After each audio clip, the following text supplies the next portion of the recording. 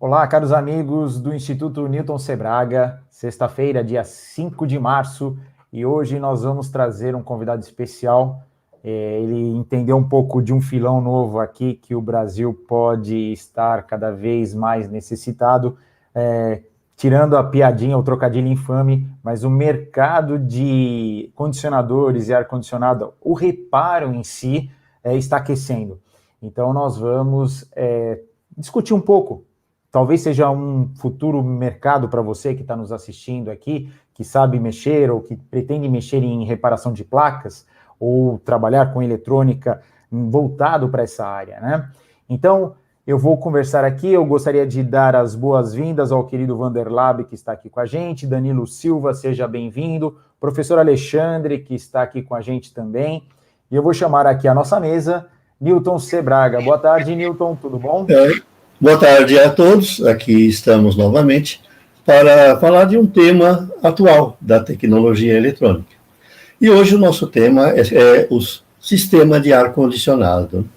Houve época em que o equipamento de ar-condicionado era um equipamento de luxo. Poucos podiam ter o ar-condicionado, né? O equipamento mais comum era o ventilador, principalmente o de teto, na região nordeste, nas regiões mais quentes do interior. Mas com o barateamento dos sistemas de ar-condicionado, hoje ele é um eletrodoméstico que está presente em milhões e milhões de lares. E é lógico, como qualquer eletrodoméstico, ele quebra, né? Então, um mercado importante para a reparação é justamente o da reparação de equipamentos de ar-condicionado. Nossas boas-vindas aos que chegaram agora, o Mauro, lá da Mauser, lá nos Estados Unidos, Ivan, Dayana, Daniel, Gasparetti e todos vocês. Então, nosso tema é justamente, é interessante abrir uma oficina de reparação de ar-condicionado? Como proceder? O que eu preciso saber para mexer com a parte eletrônica, né? Porque hoje os sistemas de ar-condicionado são eletrônicos, né?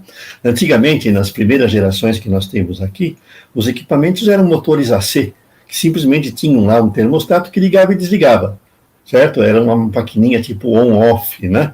Então, era alto consumo, certo? Dava problema, né? Porque o motor de AC tem escova, tem uma série de coisas lá que podem ter defeitos, né?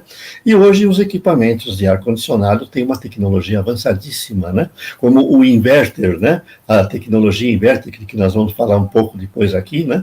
E aí nós temos justamente um assunto muito interessante, um assunto que pode ser o seu novo negócio dentro do mundo da tecnologia. Um novo negócio que exige conhecimento de eletrônica. E antes de chamar o nosso convidado, o especialista sobre o assunto, eu vou falar do lançamento da revista número 2, INCB Eletrônica, que tem artigos muito interessantes, desde eletrônica quântica, um artigo do nosso Antônio Carlos Gasparetti, que está aí nos acompanhando, certo? Artigos de service, artigos de novas tecnologias, montagens, como funciona o circuito integrado e coisas assim, muito interessantes para vocês. Vejam depois lá como é que vocês podem obter o seu número 2 da revista gratuito, e até mesmo se você quer ter uma coleção física, como eu gosto, vocês podem ver lá também como comprar o seu exemplar impresso. Então, agora eu passo a minha palavra para o Renato, que vai chamar o nosso convidado. Perfeito, eu só gostaria de lembrar, pessoal, está assistindo, você não clicou aqui no like, por favor, dá uma clique aqui no like só para dar um up nesse vídeo, tá ok? E sobre a revista, lembrando que a venda desse segundo impresso também será revertido em doações de caridade. Então, a gente vai reservar o fundo, assim como fizemos no primeiro, fazendo no segundo também, que afinal de contas o PDF é gratuito, está lá para baixar, e o impresso, tirando o lucro nosso, né, que seria o nosso, nós vamos repassar a uma instituição de caridade. Então, sem mais delongas, vou chamar aqui na nossa mesa digital Ernesto. Boa tarde, Ernesto, tudo bom? Boa tarde, mestres. Prazer estar com vocês aqui, Renato, mestre Newton, grande honra. Boa tarde. Boa tarde a todos, toda a audiência. A honra é nossa, a honra é nossa. Vamos lá. Quem nos acompanha pelo podcast desde o ano passado e recentemente nas últimas lives, a gente vem comentando que o mercado chinês ele está comprando componentes, né? Ele está se fechando de tal forma que a gente já estava prevendo que o mercado ficaria com falta de componentes, né? Não são todos, mas uma boa parte, principalmente a parte de controle. Aí o que acontece? Hoje tem histórias que o mercado precisa comprar, precisa obter, precisa fornecer peça e não encontra. E aí nós entramos o quê? E o Ernesto vai poder nos orientar aí. Tem gente que tem máquinas paradas por falta de peça. Como é que está isso, Ernesto, hoje, para o mundo da reparação? Sim. Azar de alguns, alegria de outros, né? Excelente. Infelizmente, está acontecendo esse movimento dessa falta realmente de material, de componentes, de placas completas montadas, principalmente na minha área, né? Ultimamente eu tenho percebido bastante isso está acontecendo, porque talvez seja decorrência dessa questão toda aí da China aí fazendo esse movimento aí de ficar com o material todo. Uma consequência disso é o aumento do conserto, né? Obviamente, se você tem uma máquina parada e não acha peça ou não acha fácil, né, um componente, um insumo, você vai tender a querer consertar aquilo ali, né, de qualquer maneira. Se não tem novo, né, para comprar, você vai procurar reparar, né? Então, esse mercado está em franca expansão, né? Perfeito, perfeito. Então, isso que eu queria alertar o público que está nos assistindo, que o mercado de reparação, juntando crise, que é o caso da pandemia, juntando a crise financeira que vem na sequência, e essa jogada do mercado chinês força o mercado de reparação, ele está forçando. Então, por exemplo, você tem um ar-condicionado, pode trocar? Não, porque você não tem material para isso. Ou, vamos abrir aspas, trocadores de placas. Isso é complicado. O trocador de placa está meio nessa... Você precisa o quê? Consertar a placa, certo? Vamos começar do básico. Um ar-condicionado, um condicionador de ar, ele trabalha com os tradicionais, abre aspas, inverters, os atuais. Professor Newton, dá uma explicadinha para nós o que é isso aí? Vamos lá. Um dos problemas do ar-condicionado é que ele mexe com a transferência de calor. E a gente sabe da física que a transferência de calor, ela exige muita energia. Quando a gente estuda lá o princípio de Carnot, né, a gente vê que para transferir calor de um lado para outro é problema. A gente gasta muita energia. Tanto que vocês sabem, né, que todos aqueles aparelhos que você tem em casa que mexem com calor, ou que tiram o calor de um lado e põem no outro, por exemplo, você tira a energia e você obtém calor num aquecedor, numa cafeteira, ou num chuveiro, ou numa torneira elétrica, ou você faz ao contrário, você tira calor de um lado, de um lugar, para jogar ele no ar, ou numa geladeira, ou num condicionador de ar. Essa movimentação de calor, que é uma forma de energia, ela é problemática para a física e, consequentemente, para a tecnologia. Todos os aparelhos que mexem com calor, eles são gastões. Você vê na sua casa, o que gasta mais na sua casa? Geladeira, chuveiro elétrico, torneira elétrica, aquecedor e o ar-condicionado, né? Então, ainda não se descobriu um jeito na física de você movimentar calor, certo? Gastando pouca energia. A gente está se aperfeiçoando, chegando ao limite. Esse limite é dado lá pelo princípio de Carnot, né? Que dá um limite para o que você pode mexer, obter quando você mexe com essa energia. Tanto que a gente fala, né, que cada vez que a gente faz uma transformação de energia, um pouco se perde em calor. E que isso é no universo. Né? Então o universo tende a morrer um dia, certo? Porque ele vai ter uma morte térmica. Nós vamos movimentar o calor tanto de um lado para outro, de um lado para outro, no universo, que não vai ter mais onde tirar e onde pôr. Ele vai estar em equilíbrio. Então, é o que os físicos, né, os astrofísicos dizem que é a morte térmica do universo. A gente não vai ter mais energia para movimentar o calor, né? Então, esse é um problema do ar-condicionado, né? Então, a tecnologia evoluiu muito, certo? Evoluiu muito. na hora que a gente fala em condicionadores de ar.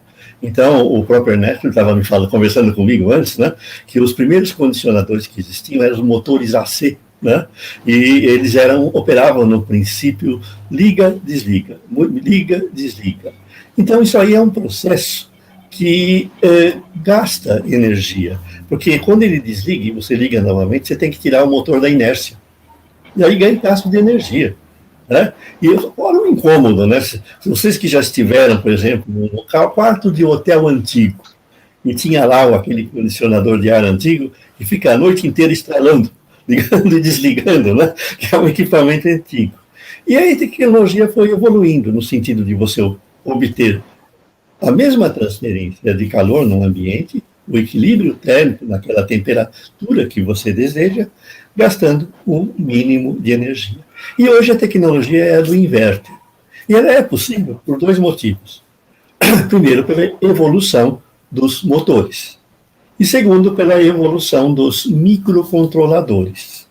Então, se a gente tiver um motor DC controlado por uma placa microcontroladora, nós podemos programar essa placa para que ela mantenha a temperatura do ambiente sem a necessidade de ligar e desligar. Ela varia a velocidade do motor lá da unidade compressora. Então, ela pode variar, certo? A velocidade de acordo com a temperatura, sem precisar parar e sempre procurando um ponto de menor consumo. Então, essa tecnologia é do inverter, é o inversor, né?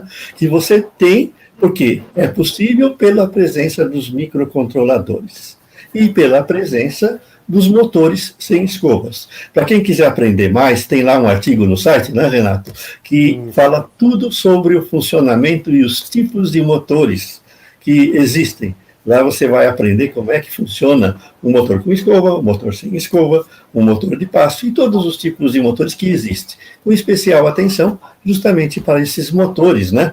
Esses motores DC que são utilizados hoje na maioria dos eletrodomésticos.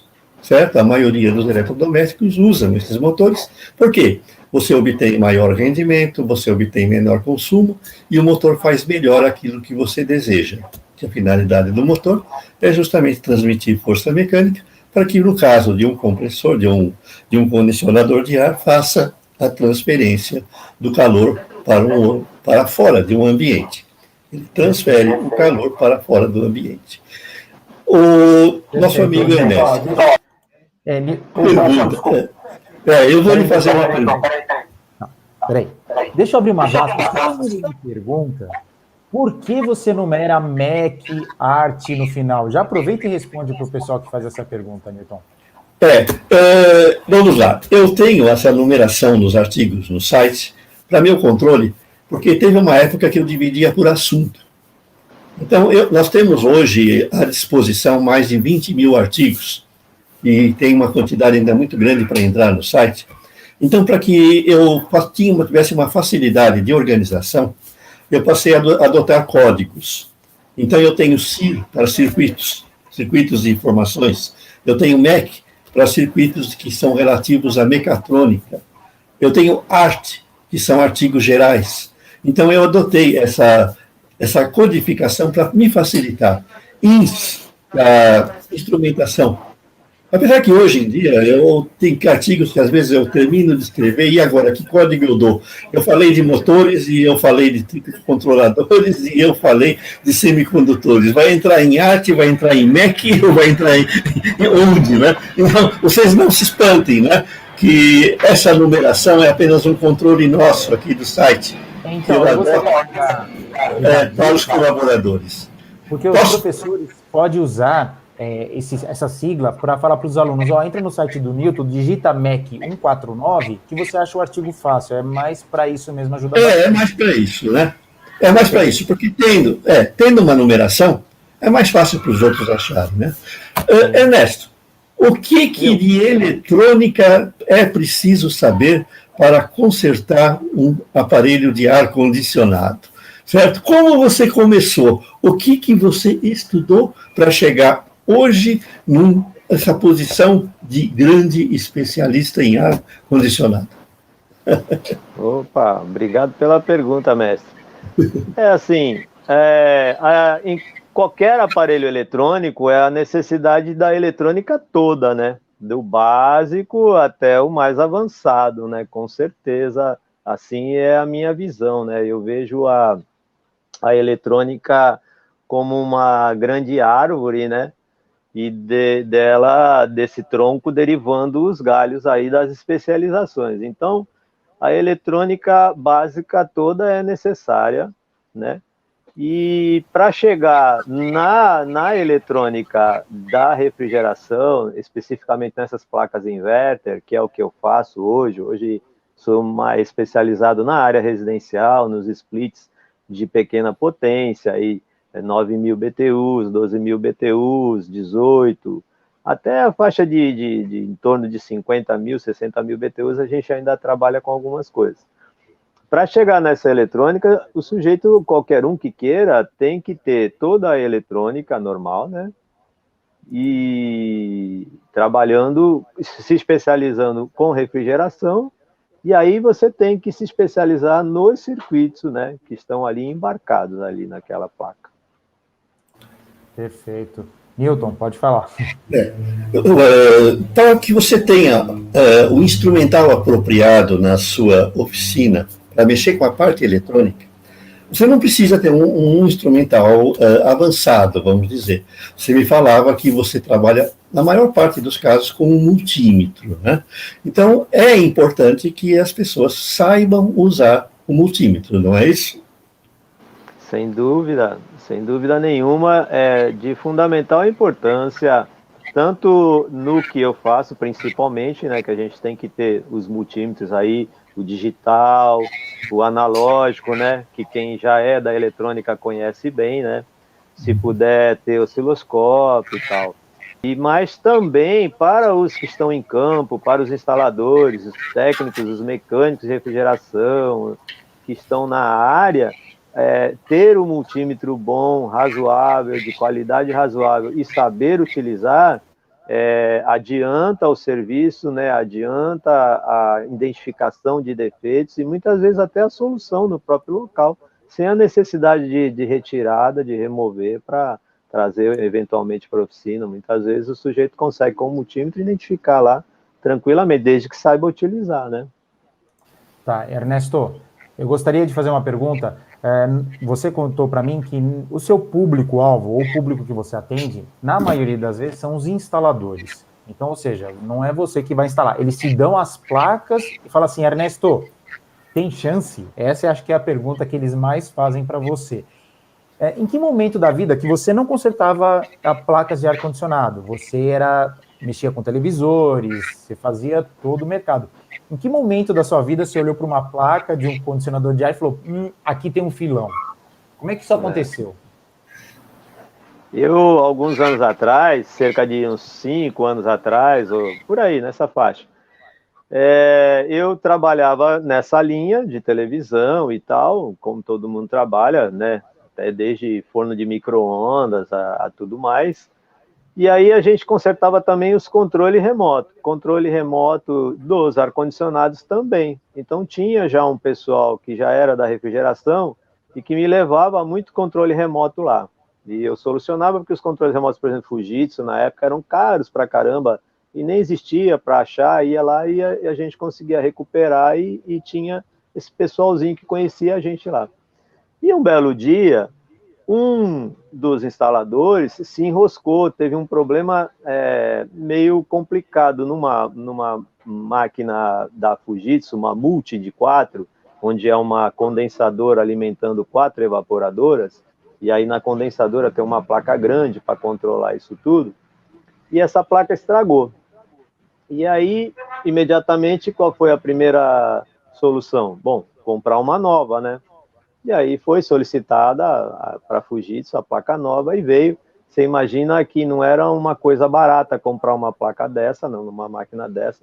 É caro até hoje, há alguns anos atrás era muito mais caro. Mas só que para surpresa da pessoa, quando colocou na máquina, o que aconteceu? Não funcionou. Continuou parado do mesmo jeito. E aí complicou, né? E aí ele começou a tentar achar uma solução, lembrou de mim, e chegou com a placa lá em mim e disse, olha, aconteceu assim, eu estou com essa placa, me ajuda aí, conserta para mim. E eu olhei para aquela placa e aquilo era uma coisa muito estranha, eu não entendia nada daquilo lá. Eu falei, poxa, está difícil, eu não conheço nada.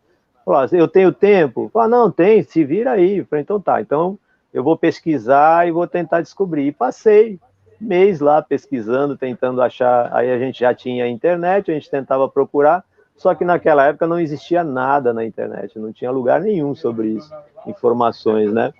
Mas mesmo assim eu fui caçando, consegui alguma coisa e foi clareando a ideia, fui entendendo e acabei achando o esquema, que era uma Fujitsu, estava disponibilizado, alguma coisa bem parecida, fui entendendo o circuito, descobri que era apenas uma trilha quebrada, que na hora dele encaixar no bercinho onde vai assentado a placa, ele bateu na quininha e levantou, quebrou um pedacinho da trilha, e era justamente uma trilhazinha que levava um 12 volts para atracar o relé para iniciar toda a máquina. E eu resolvi, pronto, beleza, era simples, funcionou, resolveu. Aí, nesse momento, fazendo a pesquisa, vendo isso tudo, eu comecei a entender e olhar e descobrir, falei, opa, aqui tem um caminho, aqui tem um filão gigante e tem aí um mercado aí de pessoas, de profissionais que vão necessitar cada vez mais do serviço do técnico, né? Foi aí que a gente começou. Bem, pessoal, vocês que estão nos assistindo, você sabe as palavras do Ernesto, então, por favor, pessoal, tem que ter essa sacada. Professor Newton, eu gostaria de uma ajuda sua. A Dayana, ela colocou uma pergunta aqui, eu acho que envolve mais física do que eletrônica. Você pode ajudar? Posso sim. Em primeiro lugar, a temperatura do ar-condicionado no ônibus não depende do tipo de energia que ele é alimentado. Se ele é movido com álcool, com hidrogênio, o que for. Depende do ajuste do motorista, certo? E a gente vê isso, a gente que viaja muito, às vezes, a gente está agora na pandemia, a gente parou. Mas a gente viajava muito para o Nordeste, né?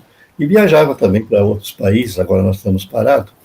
E a gente vê uma coisa, você chega naqueles hotéis do Nordeste e o pessoal vê que você vem do Sul e acha que você gosta de tudo.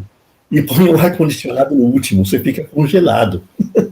Certo? E não é bem assim. Então você entra no seu quarto de hotel e ele está ajustado para o mínimo. Você morre congelado, você tem que desligar, porque senão você. E na hora que você faz, você tem que fazer o ajuste para a temperatura que você gosta. Eu, pelo menos, não sou aquele cara que gosta de muito frio, não. E o pessoal acha. Aí você viaja também para países, como nós viajamos lá para o Texas, nós vimos ano retrasado, foi, né? E você chega lá no hotel, no Texas, o ar-condicionado é para esquimó. Eles acham que você vem de um país, certo? Que você gosta do gelo, né? Então você tem que ficar mexendo. Então vejo que também a gente encontra isso também aqui em São Paulo, né? E em certos locais parece que o pessoal, certo, gosta de morar dentro de geladeira, certo? E não é bem assim, né? Então, tem que saber também, porque existe um princípiozinho da física que a quantidade de energia que você gasta para mover o calor de um ponto a outro e, portanto, obter o frio, depende da diferença de temperatura entre os dois locais. Então, se você esfria mais um ambiente, você gasta mais energia. Você gasta mais energia. Você tem que fazer um ajuste coerente. Você tem muito caso aí, Ernesto, de gente que reclama que o ar-condicionado está gastando muito, aí você vê que o cara usa o dia inteiro o ar no máximo, certo? Não precisaria. O que acontece? Toda a climatização, realmente, ela tem que ser muito bem dimensionada, qualquer tipo, né, que seja, né? Então, essa troca de calor, ela tem que ser bem pensada. E muitas vezes, mesmo que seja bem pensada num determinado ambiente, mas se porventura, em algum determinado momento, como questão do ônibus, muitas vezes está lá com 40 passageiros, aí o ar-condicionado está bom, à medida que os passageiros vão saindo do ônibus, se você não reajustar, e aí ele vai passar a ficar gelado, porque você tem menos carga térmica ali dentro e ele estava preparado para uma carga térmica maior, e aí ele acaba congelando realmente, né? Então, esse equilíbrio dessa transferência de calor é muito complexo, né? Uma física extremamente complexa. Na questão do ar-condicionado inverter, isso é de fundamental importância para essa questão da economia, para a economia que os ar-condicionado inverter proporcionam em relação ao on-off, ao convencional, é preciso que ele esteja bem dimensionado para que ele faça a diminuição desse deslocamento volumétrico, ou seja, a diminuição da rotação do compressor, ela tem que acontecer para diminuir o consumo, mas ela só vai acontecer se ele estiver bem dimensionado para o ambiente, né, de maneira que o ambiente abaixou a temperatura, né? Então, tem sim, aqui a gente sofre, o pessoal aqui se atrapalha bastante aqui, né? Perfeito. Aproveitando essa sua pergunta, eu vou jogar aqui a pergunta do nosso amigo Danilo, que acho que tem um pouco a ver. Consegue ver aí, viu um crescimento de vendas? Os portáteis funcionam? Para quem? Para mim ou professor? O professor pode responder. Para você, Ernesto. Para você, não, você. Essa pergunta, você. Já vou emendar a sua resposta. A mesma coisa que para o ar-condicionado grande, o ar-condicionado portátil funciona, desde que esteja bem dimensionado para o ambiente. E aumentou a venda tem aumentado de tudo, na verdade, né? Opa, obrigado, Danilo, a sua pergunta já foi respondida, tá? Professor Newton, você. Conforme a gente percebe, né? E o ar-condicionado lembra muito o carro, né? Ele tem que ser bem ajustado para funcionar direito. Então, todo esse funcionamento de um inverter, ele depende da programação de um microcontrolador, né? E essa programação, eventualmente, ela pode se perder e você ter necessidade de refazer. Olha, em alguns modelos aí mais antigos, aconteceu sim. Eu não vou citar marcas aqui, acho que não precisa, mas realmente teve, porque eram microcontroladores associados a uma EEPROM externa, né? E algumas vezes acontecia de perder da EEPROM. O microcontrolador teve também uma fase aí que aconteceu, alguns microcontroladores também perdendo a programação. Agora, de maneira geral, quando é o microcontrolador, de maneira geral, aí a gente perdeu a placa, porque a gente não tem acesso ao microcontrolador, à gravação, ao software que está lá no microcontrolador. Então, de maneira geral, a gente perdeu a placa. Alguns casos, a gente consegue solução, porque aí a gente vai retirar isso de alguma outra sucata, né, que a gente acumula bastante sucata. Então, e aí a gente consegue, em alguns casos, ir salvando. Mas existe sim. E hoje está mais complexo um pouco, que tem a linha nova que está chegando, em que a EEPROM está inserida dentro do microcontrolador, né? E aí, se perder, aí realmente perdeu mesmo, aí não vai ter muita solução, não. Ernesto, tem uma pergunta específica para você. Diga. Olha lá, gostaria de parabenizar a todos, né? O Ernesto também, tudo bem, sou Adilson de Itanhaém. E gostaria de fazer uma pergunta. Se fosse converter, quantos TR tem um freezer caseiro? Cara, eu não faço a menor ideia. A gente sabe que o TR são 12 mil BTUs. Não, porque assim, minha área não é refrigeração. Apesar de a gente ter adquirido ao longo desse tempo uma certificação, algumas certificações na área, aprender alguma coisa sobre ciclo básico de refrigeração e etc e tal, não é a minha área, nem é a minha área refrigeração, e muito menos a área de refrigeração pesada ou outros tipos de equipamentos de refrigeração. Eu trabalho com a climatização especificamente nos split inverter, né? Então não envolve nenhum outro tipo de aparelho a minha atuação no dia a dia. Agora, a gente sabe que um TR é em torno de 12 mil BTU, e aí eu não faço a menor ideia. Aí tem que perguntar para quem for especialista da área aí. Perfeito. Newton? Opa, peraí, seu microfone. Pode falar, Newton. Não, o grande problema é que esse negócio de mexer com calor vem lá do tempo do James Watt, que inventou a máquina a vapor. E resultado, começou-se a adotar para as medidas que envolvem transferência de calor, unidades inglesas. E aí apareceu o tal do BTU, British Thermal Unit, unidade britânica de calor, unidade britânica térmica, né? E isso aí atrapalha a gente que está acostumado aqui na física, mexer com as unidades tradicionais do sistema internacional. Então, para mim, físico, a unidade de calor é o Joule, certo? É a unidade, certo? Que é usada para física, para mexer com qualquer quantidade de energia. E aí você tem lá que, por exemplo, um BTU equivale a 1055,056 joules. Então, e aí você vê também que você pode mexer agora, indo além da física, que 1 joule por segundo é 1 watt. Resultado, para você movimentar, certo? Uma caloria, você precisa de movimentar o quê? Aliás, uma BTU, você precisa movimentar 1055 joules, portanto, você vai gastar 1,055 quilowatts. E daí você pode fazer as contas. Você vê que não é um cálculo fácil, é um cálculo para físico. Se você entrar na internet, você tem tabelas. Certo? Tem muitas tabelas lá que dão a conversão de joule para BTU, para quilowatt-hora, e vai lá assim por diante, que aí isso permite que você, por exemplo, pegando um sistema de ar-condicionado, você consiga calcular quanto você vai gastar, quanto você precisa de energia, qual é a potência que você vai ter no circuito, portanto, a grossura do fio, e vai assim, né? E vocês vejam que é meio complicado, inclusive, certo? Existem tabelas, né, que são utilizadas pelas empresas, né, porque ela não vai jogar na fórmula de um instalador ou de um reparador essas fórmulas na mão deles, né, certo? Porque trabalhar com elas realmente é complicado. Eu tenho um artiguinho no site que ensina a calcular as BTUs, né, o consumo de um ar-condicionado, e você conferir, inclusive, o seu, né, usando, por exemplo, vai lá na instalação do ar-condicionado, na entrada do prédio, e mede a corrente com um alicate perimétrico, né?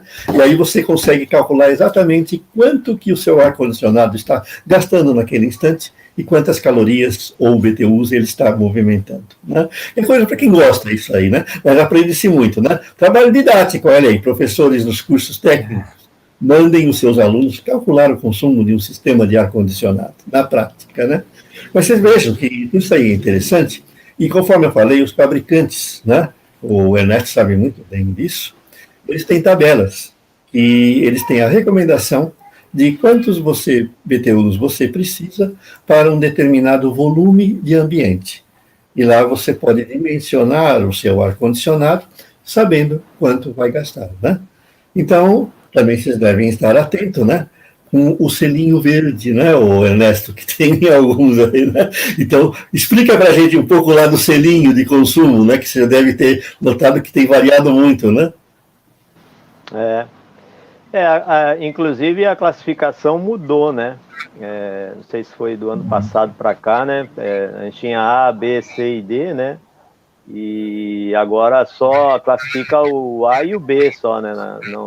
Inclusive o convencional, o on-off não consegue mais classificar, né?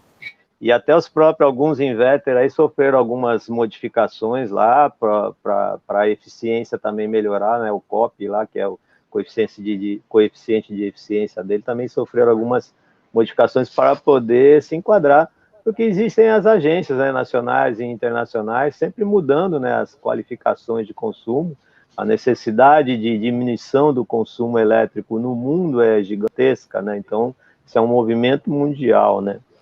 E a gente, então, precisa trabalhar tanto na parte técnica, né, os fabricantes, né, e quem faz as instalações também, fazendo a adequação do ambiente muito corretamente, né, desde o dimensionamento dos cabos, dos tubos, ao ambiente, que é uma física complexa, que eu digo, professor, na verdade, para mim, não existe a mecânica, a eletrônica, ou seja, ela existe física, né, a física que é o que manda em tudo, na verdade, né? Então, o cálculo de carga térmica de uma sala qualquer, ela é muito mais complexa do que só o volume, né? É preciso levar em consideração tudo que produz carga térmica, né, dentro daquela sala. Então, é um cálculo bastante complexo.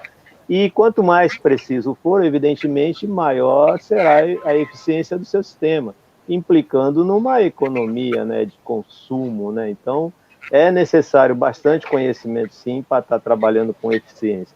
De maneira geral, o inverter ele veio nessa pegada já lá desde o Japão, lá nos anos 70, quando já tinha um problema energético grande lá, e aí os engenheiros começaram a imaginar uma maneira de diminuir o consumo do ar-condicionado, e começaram a criar na época nem chamava inverter, nem eram conversores de frequência, eles chamavam naquela época, trabalhando em cima dos motores AC, com conversores de frequência, tentando diminuir a rotação. E aí, no meio do caminho, surgiu os motores BLDC, que eram mais eficientes, menos ruidosos, né, mais econômicos, né?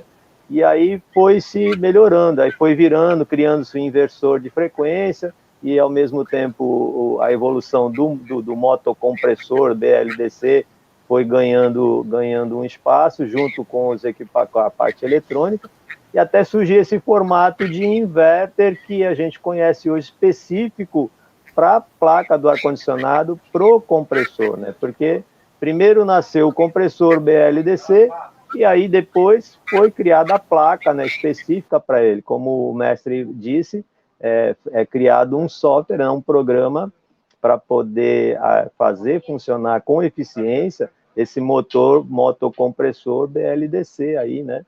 Para poder ter estabilidade de torque em baixa rotação, para ter o menor ruído possível, para ter a maior eficiência possível, né?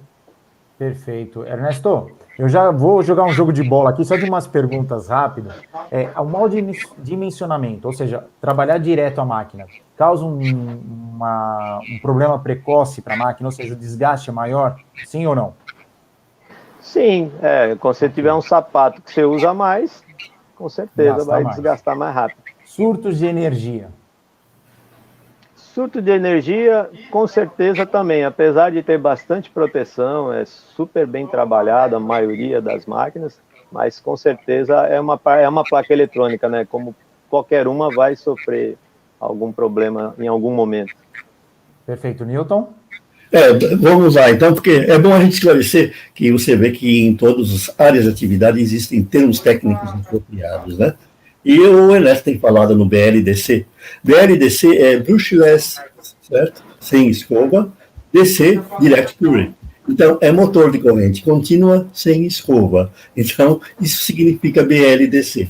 E os inverters, né, os inversores de frequência que usavam lá nos primeiros modelos, né, chamados conversores de frequência, eram circuitos que pegavam a corrente da rede de energia e eles, através do sistema chaveado com um transformador, eles convertiam numa corrente alternada ainda, mas de frequência variável numa tensão mais alta.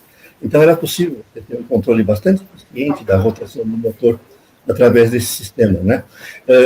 Esses inversores de frequência, eles se tornaram possíveis só quando houve um desenvolvimento da tecnologia do IGBT, certo? Do transistor IGBT. Exatamente. E do MOSFET, né? Então, principalmente na indústria, né? Que usavam altas potências, né? Você já pegou ainda, nos dias de hoje, um condicionador de ar para consertar com IGBT? O pior é que tem uma placa da Midea relativamente antiga, já deve ter há uns 5 anos, eu devo ter até uma por aqui, se eu revirar aqui, eu devo achar.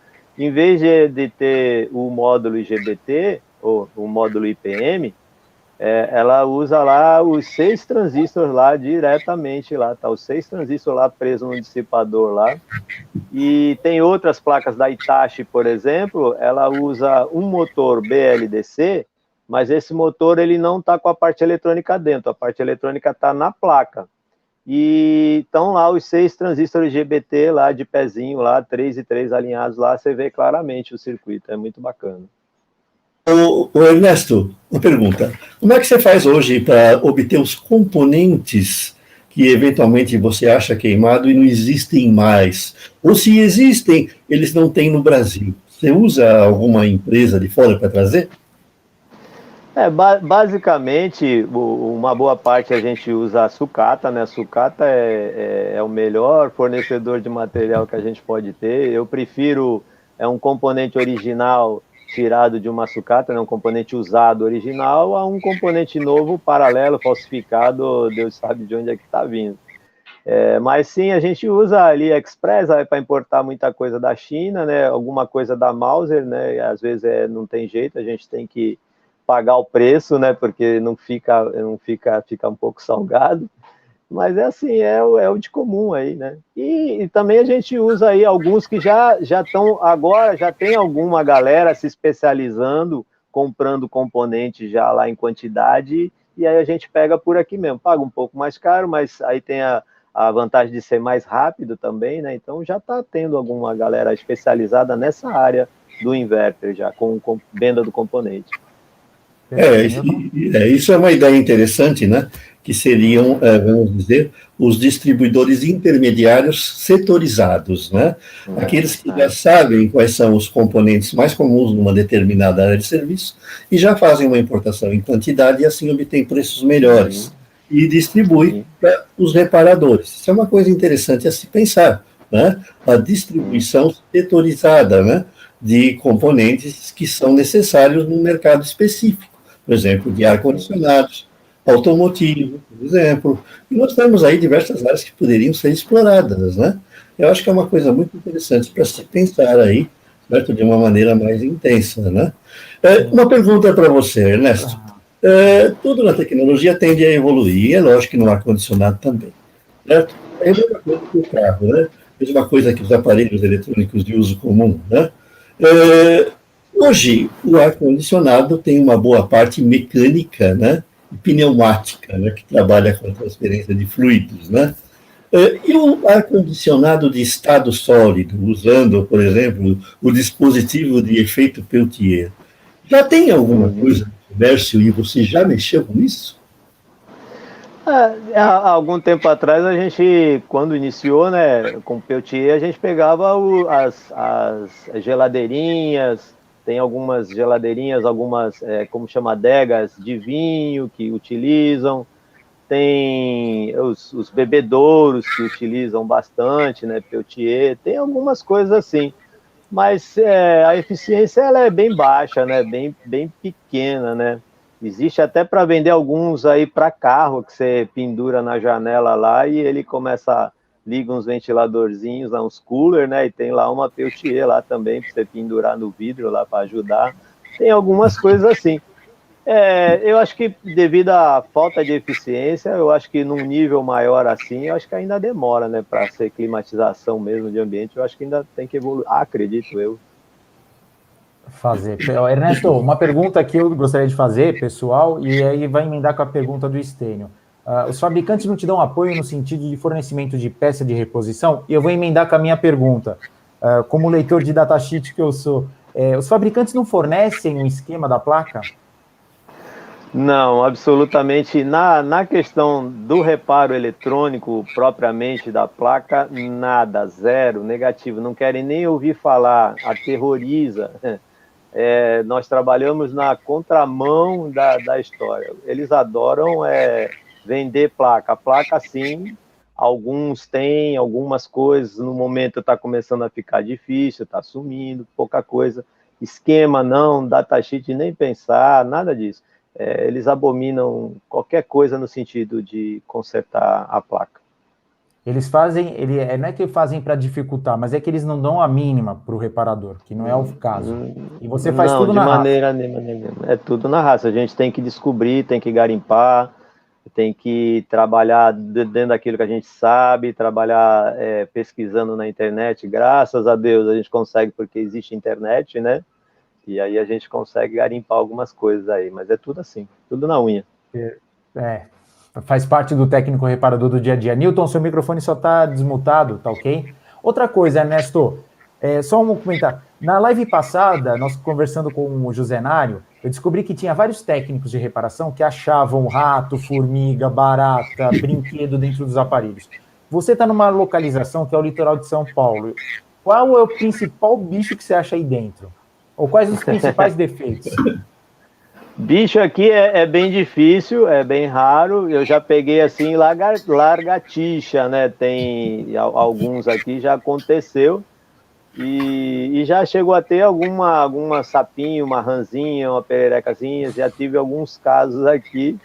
Mas aí pelo interior do Brasil é fácil, tranquilo. Sapinhos, largatixa, até cobras, ninho até de abelha dentro, isso é fácil de encontrar aí pelo interior, aqui um pouco menos. Mas que nem no litoral que você tem o problema da maresia. Isso afeta algumas coisas aí nos ar-condicionados? Ah, isso tremendamente, grandemente, gigante.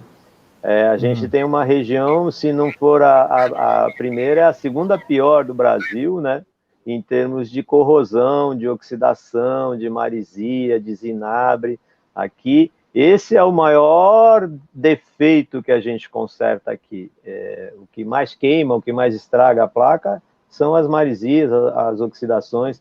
De frente para a praia, aquela aguinha, aquele vapor de água, aquela gordurinha que fica é extremamente condutiva, né? É sal puro, né? E então a gente sofre demais. Eu tenho, se der, se eu conseguir mostrar, eu tenho um exemplo aqui de uma placa, por exemplo. A gente estava aqui trabalhando, eu não sei se eu consigo fazer ver, ó, como é que está aqui a corrosão corroído. Aqui. Tudo corroído. Aqui está começando a atracar. Tá vendo? Eita, aqui consegui. Está atacando. Então, vai comendo totalmente as trilhas e vai até chegar ao ponto de sumir mesmo. O cobre, ele desaparece. Então, onde está o pontinho preto, quando você vai cutucar embaixo, pronto, já desapareceu. O cobre foi embora. Então, e inclusive na parte física dela, né, na serpentina, isso vai destruindo, né, vai destruindo tudo, infelizmente. Perfeito. Newton? Eu tenho uma pergunta a respeito do que gasta mais, se é o efeito Peltier ou convencional. O gasto é a mesma, vai depender do rendimento do sistema, né? Do rendimento. O Peltier ainda está numa fase que ele ainda não é uma solução interessante para ar-condicionado, a não ser de pequenas dimensões. Primeiro porque ele é caro. E segundo, que nós temos o problema, que ainda não tem um rendimento que se poderia esperar para uma aplicação prática de maiores dimensões, né? Para lembrar vocês, o efeito Peltier é um diodo. Quando você circula a corrente num diodo de uma determinada maneira, quando você passa uma corrente num diodo, um lado fica frio e o outro lado fica quente, porque a passagem da corrente transporta o calor de um lado para o outro. Então, o dispositivo Peltier é um diodo grandão, que tem um dissipador e tem uma superfície. Se você encosta essa superfície, por exemplo, numa caixinha de metal, e você liga esse diodo, quando a corrente passa, ela tira o calor de um lado e joga para fora. Em outras palavras, o dissipador esquenta e lá dentro fica frio. Só que é um consumo danado. Por exemplo, uma caixinha de pequenas dimensões, para você, como existe em carro, por exemplo, como existe em algumas adegas de vinho, para você refrigerar 2 latinhas de refrigerante ou de cerveja, por exemplo, você precisa de 12 volts com uma corrente de 7 amperes, por exemplo. Então, é um consumo danado, né? Então, ainda não é uma solução de grande porte, uma solução para uma geladeira, certo? Então, é por isso que ainda não tem a geladeira de efeito Peltier. Mas acredito que, com o tempo, eles consigam desenvolver, aperfeiçoar a tecnologia. A nanotecnologia vai ajudar muito nisso, né? Logo, logo, você vai ter aí para consertar na sua oficina a geladeira quântica, né?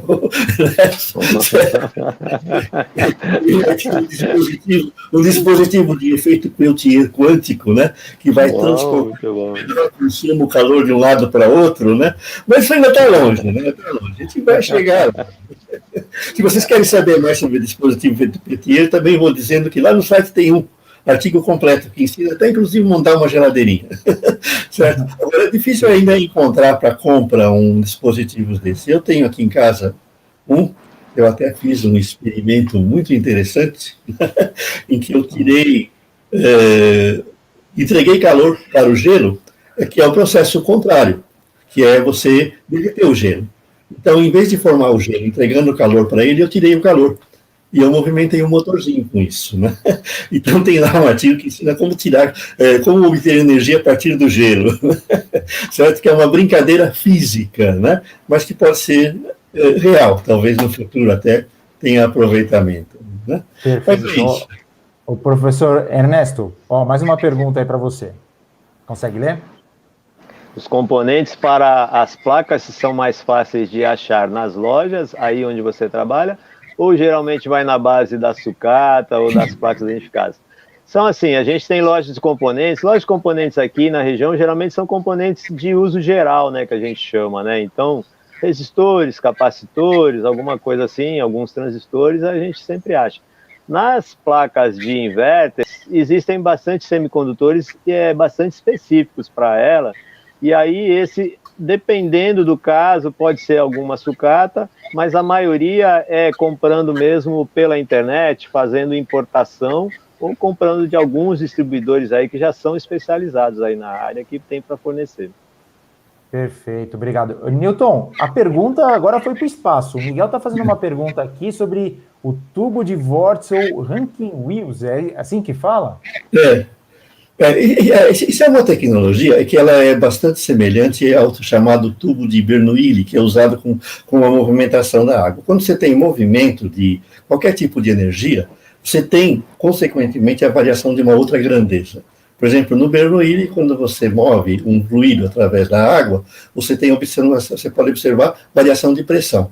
E aí, nesse caso, o que você tem é a variação da temperatura quando você move calor de um lado para outro, né?